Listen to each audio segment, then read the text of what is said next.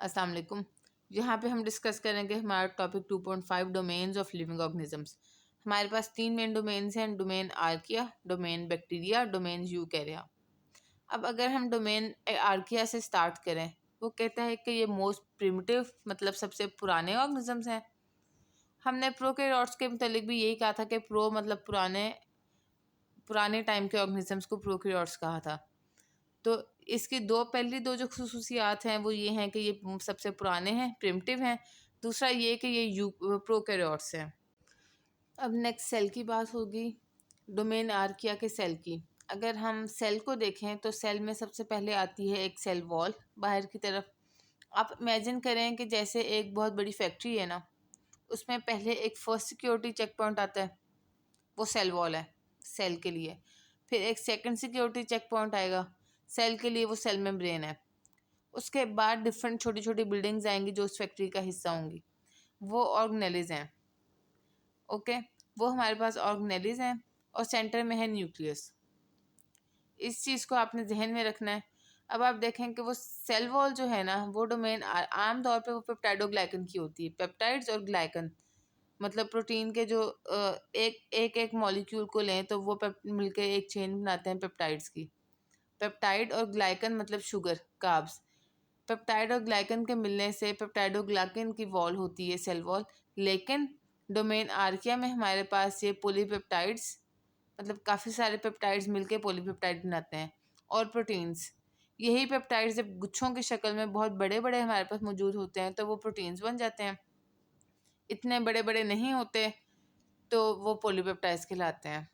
छोटी अमाउंट में peptides polypeptides कहलाते हैं, और बहुत बड़ी अमाउंट में अगर हम देखेंगे तो वो आपने याद रखना कि वो प्रोटीन कहलाएंगे। हैं वही पेप्टाइड्स की ही बात होती है, प्रोटीन्स भी पेप्टाइड्स के ही बने होते हैं। ठीक है, अब नेक्स्ट वो बात करेगा सेल वॉल के बाद आरएनए की। जो हमारे पास राइबोसोमल आरएनए होता है ना, आरएनए डोमेन आर्किया का, वो यूकेरियोट से ज़्यादा मिलता है निस्बतन बैक्टीरिया के, या मतलब ये कि यू बैक्टीरिया के निस्बत वो यूकेरियोट से ज़्यादा मिलता है।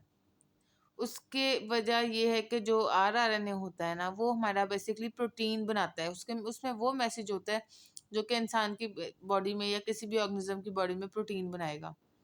तो क्योंकि इनकी बड़ा ही कोई मतलब cell wall main check point ही प्रोटीन का बना हुआ है, तो इनमें डेवलप्ड मतलब यूकेरियोट्स जैसा ज़रा डेवलप ज़रा मॉडर्न किस्म का मशीनरी से रिजेंबल करने वाला आरएनए मौजूद है इनके पास। अब जो हम बात करेंगे वो सेल मेम्ब्रेन की करेंगे। जो सेल मेम्ब्रेन होता है ना इसका, डोमेन आर्किया का, जो सेकंड चेक पॉइंट मैंने कहा था, वो यूनिक लिपिड, एक मुनफरिद किस्म के लिपिड का बना होता है। लिपिड मतलब फैट्स, फैट्स ही लिपिड कहलाते हैं। उसका बना होता है जिससे वो इनेबल करता है कि डोमेन आर्किया एक्सट्रीम शदीद किस्म के इन्वायरमेंट्स में, माहौल में रह सकते हैं, बगैर मरे, बगैर अपना अपना स्ट्रक्चर कॉम्प्रोमाइज़ किए रह सकते हैं। ये यूनिक लिपिड ही इस चीज़ की वजह है। अब एक्सट्रीम इन्वायरमेंट की उसने एग्जांपल क्या दी है? हॉट स्प्रिंग्स, गर्म पानी के चश्मों को कहते हैं। Salt lakes, salt lakes basically होता है कि पानी चारों तरफ से ज़मीन से घिरा हुआ है। आप समझ लें जैसे कि एक पूल है, ऐसे ही पहाड़ी इलाकों में होता है कि पानी चारों तरफ से ज़मीन से घिरा हुआ है। पानी के गुजरने की सिवाय वेपरेट होने के, फ़िज़ा का हिस्सा बनने के लिए, पानी के मूव करने की इसके अलावा कोई जगह नहीं होती। वक्त के साथ साथ पानी वेपरेट करता है जब, तो जो ज़मीन में मिनरल्स होते हैं, सॉल्ट्स होते हैं, उनकी क्वांटिटी उस पानी में ज़्यादा हो जाती है। ठीक है, उसको कहते हैं सॉल्ट लेक्स क्योंकि उसमें नमकियात ज़्यादा होती हैं उस पानी में।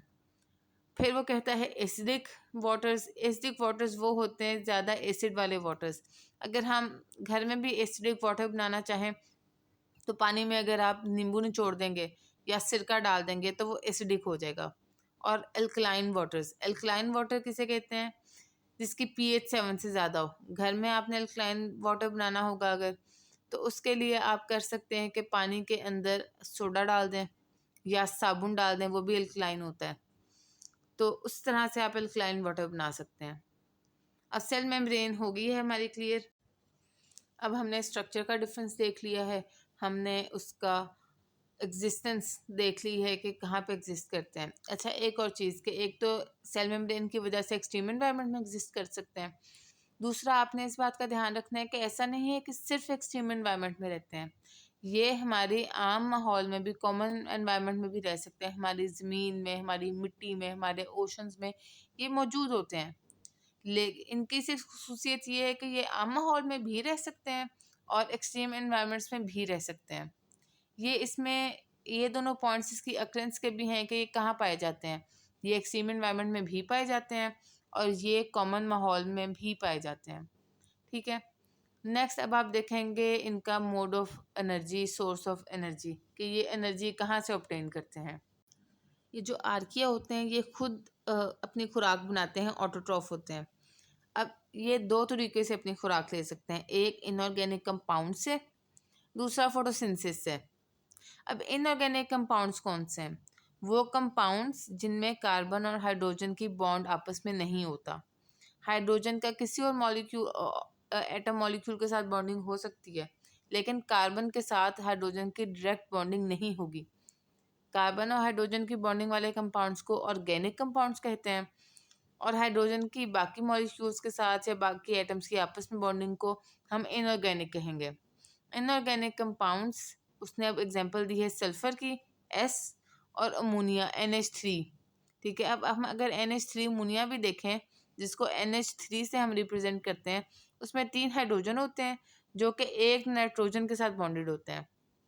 तो ये इनऑर्गेनिक हुआ क्योंकि इसमें कार्बन हाइड्रोजन का आपस में बॉन्ड नहीं है। अब नेक्स्ट मोड ऑफ हमने कहा था एनर्जी, इसका फोटोसिंथेसिस है। वो कहता है कि इसके कुछ ग्रुप्स जो हैं वो फोटोसिंथेसिस से एनर्जी लेते हैं, लेकिन ऑक्सीजन प्रोड्यूस नहीं करते हैं। इनका बाय प्रोडक्ट फोटोसिंथेसिस का ऑक्सीजन नहीं होता।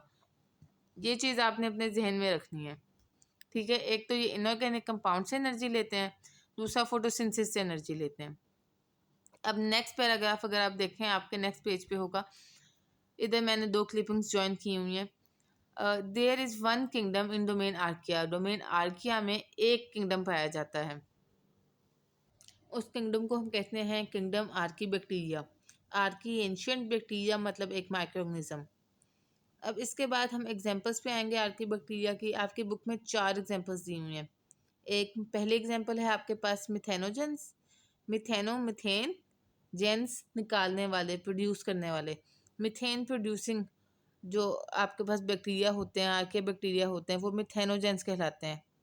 इस ग्रुप में सारे वो बैक्टीरिया पाए जाते हैं जो कि अपना फोटोसिंथेसिस के बाद एज बाय प्रोडक्ट, जो मेटाबॉलिज्म के बाद जो अपना बाय प्रोडक्ट निकालते हैं। मेटाबॉलिज्म ये होता है कि आपने अपने जो आपके पास कोई न्यूट्रिएंट था उससे आपने एनर्जी ले ली और जो वेस्ट थी वो आपने निकाल दी।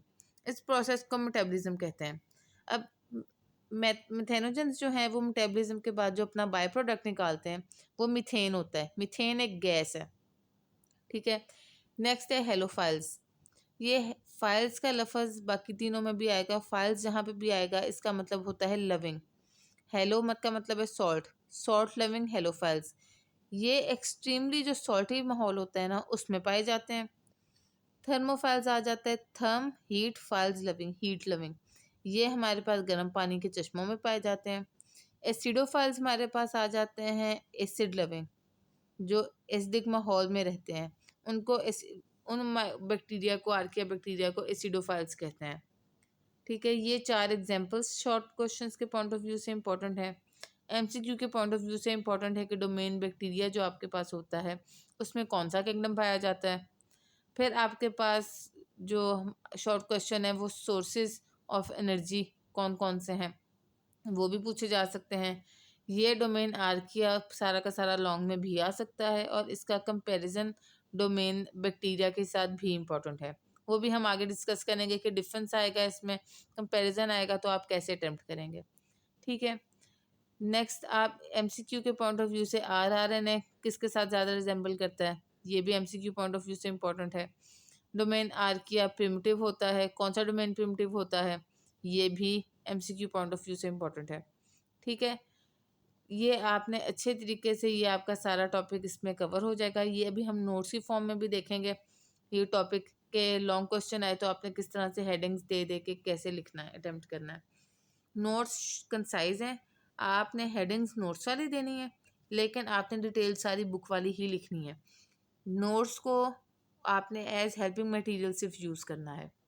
अब यहाँ पे अगर आप देखें तो एक तो इम्पॉर्टेंट चीज़ है, ये प्रिमिटिव है, दूसरा ये प्रोकैरियोट्स हैं, तीसरा इसकी सेल वॉल की बात हुई है कि इसकी सेल वॉल पॉलीपेप्टाइड्स और प्रोटीन से मिलके बनी है।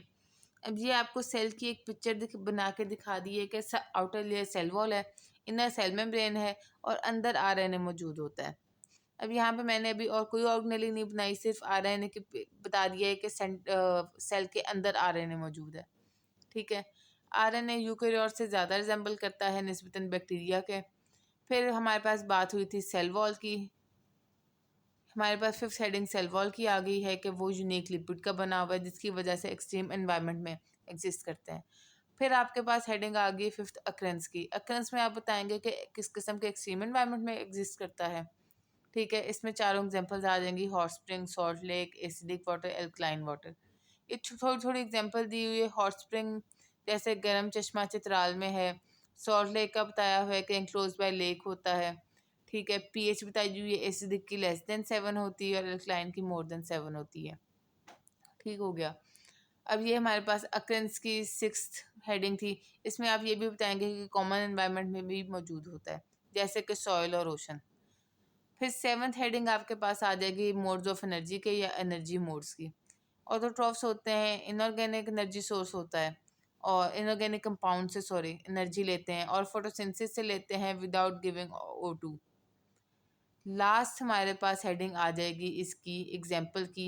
एक तो इसके एग्जाम्पल आप किंगडम की देंगे कि एक ही किंगडम इसमें आता है, किंगडम आर्ची बैक्टीरिया। दूसरी आप इसकी एग्जांपल जो ग्रुप्स हैं इसमें डिफरेंट उनकी देंगे कि मिथेनोजेंस होते हैं, methane producing as by product of metabolism. Halophiles होते हैं सॉल्ट लविंग, थर्मोफाइल्स होते हैं हीट लविंग और एसिडोफाइल्स होते हैं एसिड लविंग। ठीक है, ये इन 7-8 हेडिंग्स में आपका सारा टॉपिक कवर हो जाएगा और ये चीज़ें वही हैं जो आपने बुक में देखी हैं। लॉन्ग में आएगा तो आपने इस तरह से प्रॉपर हेडिंग्स बना के अटेम्प्ट करना है। हेडिंग्स बना के तरतीब से लिखने से ये चीज़ इंश्योर होती है कि आपके अच्छे नंबर आएंगे। एग्जामिनर को आपका आंसर जितना अच्छा समझ आता है ना, वो उतने अच्छे नंबर देगा। जितना उसको आपका आंसर ढूंढने में समझने में मुश्किल होगी उतना वो कहेगा कि अच्छा 0.5 तो काट ही लो। इस वजह से अपना जो अटेम्प्ट करने का लॉन्ग क्वेश्चन तरीका होता है वो इसी तरह से रखा करें पॉइंट्स बना के, ताकि समझने वाले को, एग्जामिनर के पास इतना टाइम नहीं होता, उसकी कोशिश यही होती है, उसको पर पेपर पैसे मिलते हैं, उसकी कोशिश यही होती है कि मैं एक दो नज़र में बस देख के तो देख लूँ कि इसने लिखा है कुछ के नहीं लिखा और नंबर दे दूँ। ठीक है, इस वजह से आपने इम्पोर्टेंट चीज़ें जैसे हेडिंग्स इंपॉर्टेंट है, हेड अंडरलाइन करेंगे तो उसको पता होगा कि आपने अपने टॉपिक की हर मेजर पोर्शन आपने कवर किया है। हेडिंग्स अगर होगी उसको डिटेल में जाने की जरूरत नहीं होगी, वो ऊपर से देख के बड़ा अच्छा समझ जाएगा। और ये नहीं कि वो जान छुड़ाते हैं, वो उनका इतना एक्सपीरियंस होता है कि वो पेपर अटेम्प्ट करने का तरीका देख के समझ जाते हैं कि किसको पेपर अटेम्प्ट करना आता है, किसको पेपर आता है, किसने जवाब में गोल मटोली बात की हुई है और ऐसे लिखी हुई है कि सफ़ा भरा हुआ है और पैराग्राफ में गुचू मुचू करके लिखा हुआ है, सफ़ा भरा हुआ है, ताकि एग्जामिनर बेचारा बस ढूंढते ही रहे जवाब कहाँ पे है। तो ऐसा उनका इतना एक्सपीरियंस होता है कि वो देख के ही समझ जाते हैं और वो फिर उस हिसाब से ही नंबर देते हैं। तो बेहतर तरीका यही है, बेहतरीन तरीका यही है कि आप हेडिंग्स दे के इम्पोर्टेंट पॉइंट्स को अंडरलाइन करके पेपर अटेम्प्ट किया करें। अभी हम नेक्स्ट टॉपिक की तरफ जाएंगे। अब नेक्स्ट हमारे पास आता है डोमेन बैक्टीरिया। ये जो डोमेन बैक्टीरिया है इसमें सबसे पहले उसने आपको एग्जांपल्स दे दी हैं। Bacteria, cyano bacteria, cyano blue colour का उसकी अपीयरेंस होती है। ठीक है, बैक्टीरिया और साइनो बैक्टीरिया इसके एग्जांपल्स हैं। ये भी प्रोकैरियोट्स होते हैं और इनका सेल वॉल पेप्टाइडोग्लाइकन, पेप्टाइड्स और शुगर के मिलने से बना होता है, जो कि मोस्टली सेल वॉल्स बने होते हैं। लेकिन हमने डोमेन आर्किया का देखा था, उसका सिर्फ पॉलीपेप्टाइड से और प्रोटीन से बना होता है। अब इसकी एग्जिस्टेंस हम देखेंगे अक्कर कहाँ करता है। They are found in all environments including soil, water, air and in the bodies of organisms. हम हर जगह पाए जाते हैं, चाहे वो ज़मीन हो, चाहे हवा हो, चाहे पानी हो या हमारे ऑर्गेनिजम्स हो, हर जगह पाया जाता है ये। दे आर यूनिसेलुलर, ये भी हमने डिस्कस किया था कि बैक्टीरिया और आर्किया बैक्टीरिया यूनिसेलुलर होते हैं और प्रोकैरियोट्स होते हैं। Many live solitary although some form chain clusters और कॉलोनीज ऑफ सेल्स। सॉलिटरी का मतलब होता है अकेले, कुछ अकेले पाए जाते हैं और कुछ चेन्स की फॉर्म में या क्लस्टर्स और कॉलोनीज की फॉर्म में पाए जाते हैं। ये क्लस्टर और कॉलोनीज भी अभी हम डिस्कस करेंगे कि ये कैसे बनती हैं। मोस्ट आर हेट्रोट्रॉफिक, मतलब ये कि ये डिपेंड करते हैं किसी और ऑर्गेनिज्म पे अपनी खुराक के लिए। But some have chlorophyll and carry out photosynthesis, लेकिन कुछ ऑटोट्रॉफ्स होते हैं जिनके पास अपना क्लोरोफिल होता है और फोटोसिंथेसिस करते हैं। अब आपने देखना है कि जो डोमेन बैक्टीरिया के ऑर्गेनिजम्स हैं वो हेटरोट्रॉफ भी होते हैं और कुछ ऑटोट्रॉफ भी होते हैं, जबकि हमने डोमेन आर्किया में देखा था कि वो सारे के सारे ऑटोट्रॉफ से कुछ फोटोसिंथेसिस विदाउट ऑक्सीजन करते थे और कुछ इनऑर्गेनिक कंपाउंड से लेते थे एनर्जी। नेक्स्ट अब हमारे पास है दिस डोमेन कंटेन्स, अब उसने एग्जांपल दी है। पहले उसने ऑर्गेनिजम्स की एग्जांपल दी थी, बैक्टीरिया, साइनोबैक्टीरिया। अब वो किंगडम बता रहा है कि डोमेन बैक्टीरिया में जो किंगडम आता है वो यू बैक्टीरिया है। यू बैक्टीरिया ट्रू बैक्टीरिया होता है। सम बैक्टीरिया कॉजेज डिजीज, कुछ बैक्टीरिया डिजीज इनमें से कॉज करते हैं, लेकिन ज़्यादातर बेनिफिशियल ही होते हैं। बेनिफिशियल कैसे होते हैं इसकी उसने एग्जांपल दी है, जैसे डिकम्पोजर बैक्टीरिया, वो बैक्टीरिया जो कि एक डेड ऑर्गेनिज्म को ज़मीन का हिस्सा बनाता है, उसको डिकम्पोज करके डेड बॉडी को, चाहे वो प्लांट की डेड बॉडी हो या और किसी और ऑर्गेनिज्म की, उसको उस अल्टीमेटली छोटी छोटी फॉर्म में ले आता है जो कि ज़मीन का हिस्सा बन जाती हैं और वो खाद के तौर पे इस्तेमाल होती हैं, क्योंकि उस बॉडी के अंदर जितने न्यूट्रिएंट्स होते हैं वो भी साथ ज़मीन का हिस्सा बन जाते हैं और नई लाइफ, नए प्लांट्स, नए ऑर्गेनिजम्स के लिए वो सॉइल फिर फ़ायदेमंद होती है, न्यूट्रिएंट रिच होती है। Many bacteria beneficial, for example decomposer bacteria play important role in nutrition recycling. Nutrient recycling यही है कि जो न्यूट्रिएंट उस ऑर्गेनिज्म में या उस प्लांट में था, उसके मरने के बाद डिकम्पोजर बैक्टीरिया ने वो न्यूट्रिएंट्स ज़मीन को पहुंचा दिए, रिसाइकल करके ज़मीन में ले आए। ज़मीन वो उससे फिर नए प्लांट्स और ऑर्गेनिजम्स को परवान चढ़ाएगी, वो प्लांट्स और ऑर्गेनिजम्स फिर मर के ज़मीन का हिस्सा बनेंगे डिकम्पोजर बैक्टीरिया से। ये जो न्यूट्रिएंट रिसाइकलिंग है ना, इसमें डिकम्पोजर बैक्टीरिया बहुत इंपॉर्टेंट रोल प्ले करता है। अब यहाँ पे सबसे पहले आप ऊपर देखें कि चेन्स किस तरह से बीड्स इकट्ठे होकर चेन बनाते हैं बैक्टीरिया के, आपस में गुच्छा मुच्छा होकर क्लस्टर बनाते हैं और काफ़ी सारे जो चेन्स और क्लस्टर्स हैं वो आपस में लिंकअप करके कॉलोनी बनाते हैं। नेक्स्ट अब आप देखें कि अमाइनो एसिड्स जो होते हैं ना, वो बिल्डिंग ब्लॉक्स होते हैं प्रोटीन्स के। वो जब ये different amino acids different shape से रिप्रेजेंट किए हुए, ये जब इकट्ठे होते हैं तो पॉलीपेप्टाइड बनाते हैं। जब ये काफ़ी ज़्यादा तादाद में इकट्ठे होते हैं तो फिर ये डिफरेंट स्ट्रक्चर्स बनाते हैं जिनको हम प्रोटीन्स कहते हैं, और हर प्रोटीन डिफरेंट फ़ायदे देती है हमें। हत्ता कि हालांकि जो पेप्टाइडोग्लाइकन्स होते हैं वो पेप्टाइड्स और शुगर्स के बने होते हैं, कार्ब्स के बने होते हैं। ये अब आप अटेम्प्ट करने के लिहाज से देख लें कि सबसे पहले डोमेन बैक्टीरिया प्रोकैरियोट्स होते हैं और यूनिसेलुलर होते हैं। सेल वॉल पे पेप्टाइडोग्लाइकन की होती है, अक्रेंस और एनवायरनमेंट में होती है, और फिर आपने बताना है कि किस फॉर्म में अक्रेंस होती है। और एनवायरनमेंट से क्या मुराद है आपकी, soil, water, air, organisms, body. फिर ये कि अक्रेंस किस फॉर्म में होती है, इंडिविजुअल सॉलिटरी फॉर्म में भी होती है और चेन क्लस्टर कॉलोनी की फॉर्म में भी होती है। नेक्स्ट आप देखेंगे मोड ऑफ एनर्जी इसका हेटरोट्रॉफ ऑटोट्रॉफ दोनों है, और एग्जांपल में आ जाएगा ये कि किंगडम जो इसमें होता है वो यू बैक्टीरिया होता है, और जो एग्जांपल्स हैं वो बैक्टीरिया, साइनोबैक्टीरिया की हैं। अब ये बेनिफिशियल भी होता है डिकम्पोजर बैक्टीरिया और डिजीज़ भी कॉज करता है, मतलब नेगेटिव और पॉजिटिव दोनों फ़ायदे हैं इसके। अब ये आपने देखना है कि अगर इनका कंपैरिजन आएगा या डिफरेंस आएगा तो आप पेपर में ऐसे अटैम्प्ट करेंगे, आप लाइन लगाएंगे, एक तरफ डोमेन बैक्टीरिया, एक तरफ डोमेन आर्किया। अब ये है कि ये दोनों प्रोकैरियोट्स यूनिसेलुलर लिखा है तो ये दोनों होते हैं। सेल वॉल एक की पेप्टाइडोग्लाइकन से बनी है, एक की पॉलीपेप्टाइड प्रोटीन से। सेल मेम्ब्रेन का एक में जिक्र नहीं है, या डैश लगा दें या लिख दें ब्रैकेट में नॉट डिस्कस्ड। और सेकंड यूनिक लिपिड से बनी है। आरआरएनए का एक में जिक्र नहीं है, दूसरे में उसने कहा यूकैरियोट्स जैसी ज़्यादा है। नेक्स्ट अक्रेंस जो बैक्टीरिया है वो ऑल एनवायरनमेंट में है, और डोमेन आर्किया वाले जो हैं वो ऑल एनवायरनमेंट में भी हैं और एक्सट्रीम एनवायरनमेंट में भी हैं। देन मोड्स ऑफ एनर्जी, जो बैक्टीरिया है वो दोनों हेटेरोट्रॉफ ऑटोट्रॉफ दोनों होता है। आर्किया है वो ऑटोट्रॉफ होता है लेकिन दो किस्मों से, फोटोसिंथेसिस से भी और इनऑर्गेनिक कंपाउंड से भी।